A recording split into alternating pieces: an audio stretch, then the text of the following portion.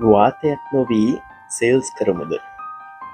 Sales කරද්දි ෆොලෝවප් කියන්නේ මම හිතන්නේ අත්‍යවශ්‍යම දෙයක්. එකපාරින් සේල් එකක් ක්ලෝස් කරන්න පුළුවන් නම් ඒක බොහොම හොඳයි. හැබැයි අනිවාර්යෙන් සාමාන්‍යයෙන් සේල් එකක් කරද්දි ෆොලෝවප් කරන්න ඕනේ. හැබැයි ෆොලෝවප් කරද්දි ඔයා සාමාන්‍ය හුඟක් අය කරන දෙයක් තමයි කස්ටමර්ට කතා කරලා කියනවා මම නිකන් හිතුවසට කතා කරලා බලන්න මේ සර් ඩිසයිඩ් කරාද කොහොමද කවදද ගන්නෙ ඒ වගේ ප්‍රශ්න අහනවා. ඒ වගේ ප්‍රශ්නයක් අහුවාම කෙලින්ම ඔයාගේ තත්ත්වය ඉවරයි, ඔයාගේ ට්‍රස්ට් එකත් ඉවරයි. කස්ටමර්ගේ පැත්තෙන් ඔයාව දකින්නේ කියන්නේ පස්සෙන් එන පුද්ගලයෙක් විදියට. ඒ කියන්නේ ඔයාව ඒක දෙපාර තුන් පාර කරද්දී ඔයාව වාතයක් වෙනවා කස්ටමර්ට. එතකොට වාතයක් වුණාම වෙන්නේ ඔබ අය කියන්න ඕනේ නැහැනේ.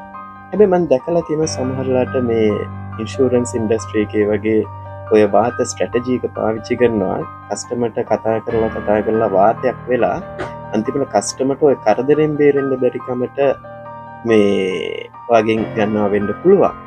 හැබැයි ඒකට මම එච්චරම කැමති නෑ. මොකද එකක් තමයි ඒකේ රිජෙක්ෂන් රේට් එක වැඩි. ඒ කියන්නේ 100කට කරොත් ඒකෙන් කන්වර්ට් වෙන්න තියෙන ගාන හරිම අඩුයි. අනිත් එක තමයි එහෙම කරද්දී රිජෙක්ෂන් වැඩි වෙනකොට කරන ජොබ් එකත් එපා වෙනවා. ඉතින් සේල්ස් කියන්නේ මේ ආතල් එකේ කරන්න පුළුවන් ජොබ් එකක් මිසක් වාත වෙලා කස්ටමර්ගෙන් බැනුම් අහගෙන බොස්ගෙන් බැනුම් අහගෙන කරන්න ඕන දෙයක් නෙවෙයි. ඉතින් අද අපි බලමු කොහොමද මේ වාතය නොවි ෆොලෝ අප් කරන්න කියලා. අපි හිතමු මේකෙදි ඉස්සෙල්ලාම කරන්න ඕනේ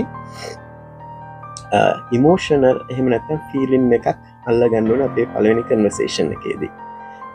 මම උදාහරණයක් එක්ක පැහැදිලි කරන්නම්. මේක පළවෙනි කොටස. මේ වීඩියෝ එකේම දෙවෙනි කොටස මම ඔයගලන්ට හෙට වගේ දාන්නම්.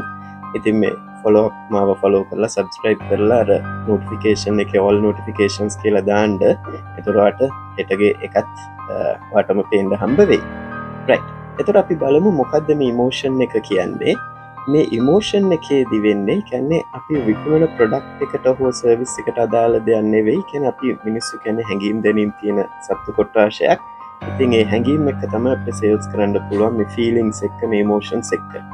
එතකොට මේ අපි හිතමු අපේ පළවෙනි කන්වර්සේෂන් එකේදී මොනවා හරි එක මේන් ෆීලිං එකක් ටච් පොයින්ට් එකක් ඉමෝෂන් එකක් අල්ලගන්න පුළුවන් නම් ඒක නෝට් ඩවුන් කරලා තියාගන්න කස්ටමර්ගේ නම විස්තර ලියාගන්න තැනත් එක්ක.